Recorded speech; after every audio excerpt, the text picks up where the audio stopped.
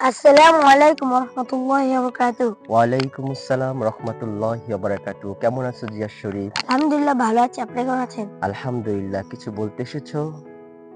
জি হুজুর, আমার অনেক স্বপ্ন। আমি অনেক বড়লোক হব। অনেক টাকার মালিক হব। আর সবাইকে আমি টাকা দিয়ে কিনে নেব। আস্তাগফিরুল্লাহ, আস্তাগফিরুল্লাহ। মুসলমানদের এসব লোভ করতে নেই।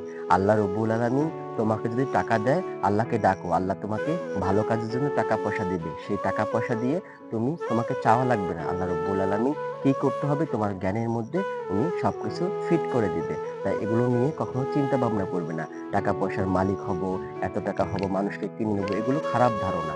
এটা তোমার শয়তানের ধোঁকা। কারণ শয়তান যখন আমাদের পাশে আসে, আমাদের মাথার মধ্যে অনেক, অনেক খারাপ চিন্তা ঢুকিয়ে দেয় যে আমরা বড়লোক হব, টাকা দিয়ে বাড়ি কিনবো, মানুষদের অত্যাচার করব। এসব থেকে আমরা বিরত থাকবো। আমরা সবসময় আস্তাগফিরুল্লাহ পড়বো এবং আল্লাহকে ডাকবো। আল্লাহ তাআলা আমাদের রিজিকের ফায়সালা করে দিবে।